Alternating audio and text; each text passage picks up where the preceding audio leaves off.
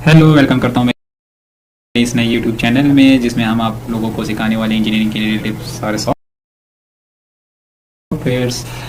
तो आज हम स्टार्ट करने वाले हैं सबसे पहले ऑटोकैड सॉफ्टवेयर को, जैसे आपको इस यूट्यूब चैनल पे आपको एक कंप्लीट सीरीज़ मिलेगा। तो शुरू करने से पहले मैं आप लोगों से एक रिक्वेस्ट करता हूं कि मेरे चैनल को सब्सक्राइब करो, बेल आइकन को दबाओ। जिस तरह ही हमारी नई वीडियो आएगी तो आपको उसी का नोटिफिकेशन मिलेगा।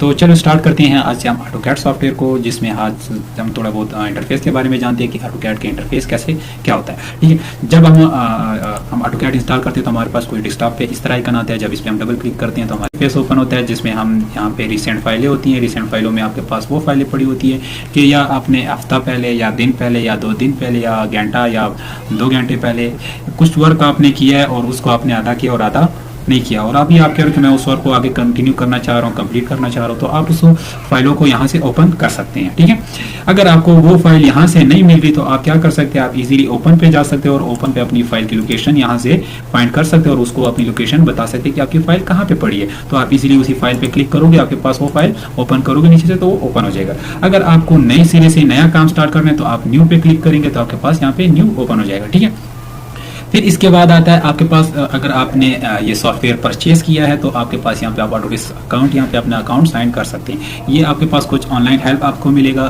तो यहाँ से भी आप उसको कर सकते हैं। ठीक है, तो ये चीज़ हमारी कोई इतनी इंपॉर्टेंट नहीं है। तो चलो हम न्यू काम स्टार्ट करते हैं कि हम थोड़ा बहुत अंदर ऑटोकैड में जाते हैं कि क्या होता है। ठीक है, तो हम अगर यहाँ से न्यू पेज लेते हैं या इस प्लस के निशान पे भी हम क्लिक कर सकते हैं और यहाँ से भी हम न्यू पेज ले सकते हैं। ठीक है, तो जिस तरह अभी मैंने क्लिक किया तो मेरे पास कुछ ये इंटरफेस आया। अब यहाँ पे सबसे पहले हम आते हैं, यहाँ पे हमारे पास क्या चीज़ है, इसको एप्लीकेशन मेन्यू बोलते हैं या ऑटोकैड बटन भी इसको हम बोल सकते हैं। ठीक है, जब इस पे हम क्लिक करते हैं तो हमारे पास यहाँ पे एक ड्रॉप डाउन खुलेगा, जिसमें आपको सबसे पहले न्यू फाइल, अगर आपको न्यू फाइल ओपन करनी है तो आप यहाँ से भी ओपन कर सकते हैं। अगर आपने कोई पुरानी फाइल ओपन करनी है आप यहाँ से ओपन कर सकते हैं। अगर आप इस फाइल को सेव करना चाहते हो तो आप यहाँ से सेव करना चाहते हैं, या अगर आपका ये फाइल सेव है पहले से और आप उसको सेव एज करना है यानी इसकी कॉपी सेव रखना चाहते हो तो आप सेव एज से सेव कर सकते हैं। या कोई फाइल को इंपोर्ट करना है या PDF या DNG फाइल या और जैसे फॉर्मेट के फाइल से आप उसको इंपोर्ट कर सकते हैं, या एक्सपोर्ट करना है आप एक्सपोर्ट भी कर सकते हैं, पब्लिश करना है, प्रिंट करना है, यूटिलिटी ड्राइंग्स सेटिंग्स आपने करनी तो आप यहाँ से इजीली कर सकते हैं। इसके बाद आते हैं यहाँ पे, इसको क्या बोलते हैं, इसको क्विक एक्सेस टूल बार बोलते हैं। क्या चीज? Quick access tool bar. ठीक है, इस पे क्या होता है कि आपके पास कोई बटन यहाँ पे पड़ी हुई, आप यहाँ से आप क्विकली उसको यूज कर सकती हैं।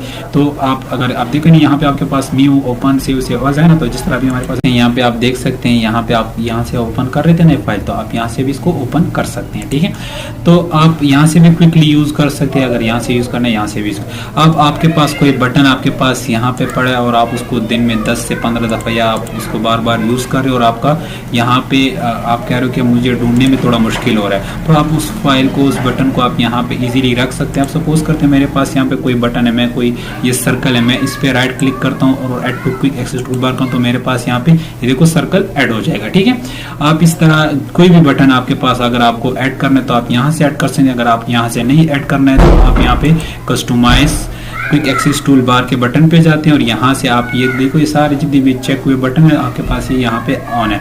अगर आपके पास अभी कह रहे हो कि मेरे पास ऑटोकैड में तो 2000 कमांड है और यहाँ पे तो कुछ कमांड है, ठीक है, तो आप क्या कर सकते हैं, आप यहाँ से मोर कमांड पे क्लिक करेंगे और आप यहाँ से इसको यानी यहाँ से आप इसको भी यहाँ से लेकर आ सकते हैं। ठीक है, ऐसे यहाँ से कोई भी कमांड आपको चाहिए आप नीचे स्क्रॉल करेंगे और उसको ओके करके आप उसको इजीली यहाँ पे रख सकते हैं। ठीक है, फिर इसके बाद आते हैं यहाँ पे, इसको क्या बोलते हैं, इसको टाइटल बार बोलते हैं। क्या चीज?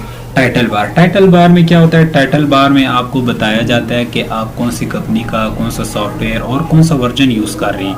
ठीक है, अभी मैं जिस तरह यूज कर रहा हूँ ऑटोडेस्क कंपनी का ऑटोकैड सॉफ्टवेयर यूज कर रहा हूँ और कौन सा वर्जन है हमारे पास 2024 वर्जन। फिर इसके बाद आते हैं आपके पास उसी तरह अगर आपके पास अपना अकाउंट है तो आप यहाँ से इसमें साइन इन कर सकते हैं। ऑटोडेस्क अकाउंट अगर आपके पास है तो आप इसको यहाँ से कर सकते हैं। ठीक है, इसके बाद आता है, इसको हम टैब मेनू बोलते हैं। जिस तरह हमारे पास होम टैब हो गया, इंसर्ट टैब हो गया, नोटेट हो गया, पैरामीट्रिक, व्यू, मैनेज, आउटपुट, इसी तरह स्टेप वाइज आपके पास ये सारे टैब्स है। ठीक है, टैब्स के बाद आपके पास आते हैं, टैब के अंदर आपके पास टूल बार्स आते हैं। क्या चीज? Tool bars. जिस तरह अभी मेरे पास यहाँ पे होम टैब पे सबसे पहला हमारे पास क्या चीज है, ड्रा टूल बार्स है। ठीक है, ड्रा टूल बार्स के अंदर हमारे पास क्या चीज है, कमांड बार्स है। जिस तरह लाइन कमांड हो गया, पॉली लाइन हो गया, सर्कल हो गया, आर्क हो गया, रेक्टेंगल, एलिप्स, इसी तरह स्टेप वाइज। ठीक है, इसी तरह मॉडिफाई में भी हमारे पास ये भी एक मॉडिफाई भी हमारे पास टूल बार्स है और इसमें भी हमारे पास कमांड बार्स है। ठीक है, मूव, कॉपी, रोटेट, स्ट्रेच, ये सारे हमारे पास कमांड। इस तरह नोटेट में भी है, लेयर में भी है, ब्लॉक में भी है, स्टेप वाइज। ठीक है, इसी तरह हमारे पास मेन्यू में हमारे पास अलग अलग से टूल बार्स होते हैं। ठीक है, जिसमें यहाँ पे आप आते हैं हमारे पास क्या चीज़ को फाइल टैब बोलते हैं। क्या चीज़? File tab. ठीक है, फाइल टैब में क्या होता है? फाइल टैब में आपके पास ये होता है कि आप एक साथ 5-6 फाइलें भी ओपन कर सकते हैं। जिस तरह भी अगर मैं प्लस के निशान पे क्लिक करता हूँ तो यहाँ पे देखो एक फाइल ये ओपन होगी, एक ये होगी।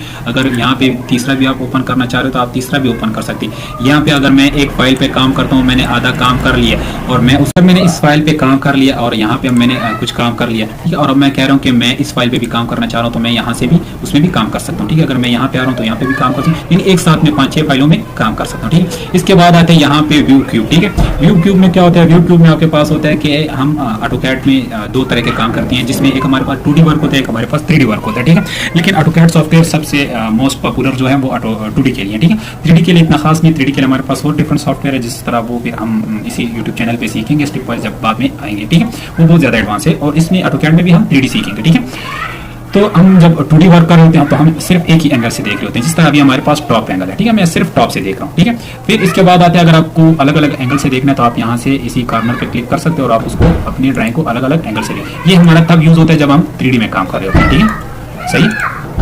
तो अभी हमारा 2D वर्क है तो हम सिर्फ टॉप व्यू से देखते हैं। ठीक है, इसको नेविगेशन टूल बार बोलते हैं। नेविगेशन टूल बार में क्या होता है कि आपके पास यहाँ पे पेन का ऑप्शन है। किस चीज़ का? पेन का ऑप्शन है। सबसे पहले आपने अपने पेज को आगे पीछे मूव करना है तो आप इसको इजीली मूव कर सकते हैं। ठीक है, इसके बाद अगर आपने यहाँ पे कोई वर्क किया हुआ है, जिस तरह मैंने यहाँ पे लाइन गुजारी, अब मैं इसको जूम आउट कर रहा हूँ, यानी मैं अपने माउस के कर्सर से इसको जूम आउट कर रहा हूँ, यार मैंने ज्यादा जूम किया हुआ है। ठीक है, मुझे अपनी वो फाइल यानी नहीं मिली जहाँ पे मैंने काम किया, वो मुझे नहीं मिल रहा। ये देखो बहुत मुश्किल से मुझे मिल रहा है, अगर मिले बहुत मुश्किल से तो मैं जूम एक्सटेंड पे क्लिक करता हूँ। ठीक है, जूम एक्सटेंड पे क्लिक करूंगा तो मेरे विंडो के यानी एडजस्ट हो जाएगा वो सारा काम। और शॉर्टकट इसका क्या चीज है? Z enter and E enter. ठीक है, इसके बाद आता है ऑर्बिट। ऑर्बिट क्या काम करता है? ऑर्बिट आपके पास ये होता है कि आप अपने पेज को, यानी जिस तरह हम यहाँ से व्यू क्यूब से आप अपने मॉडल को अलग अलग एंगल से देख रहे थे ना, तो यहाँ पे भी हम उस मॉडल को अलग अलग एंगल से देख सकते हैं। ठीक है, सही है। और फिर एंड में हमारे पास आता है क्या चीज? यहाँ पे फुल नेविगेशन व्हील। ठीक है, इस पे जब हम क्लिक करते हैं तो आपको ऑर्बिट है तो ऑर्बिट आएगा। ठीक है, यहाँ पे जूम है, जूम इन आएगा, यहाँ पे रिवाइंड, यानी आपको कोई काम आपको एक पिक्चर के शेप पे शो करेगा कि आपने अभी तक जितना भी काम किया वो एक इमेज के शेप में आपको शुरू करेगा। ठीक है,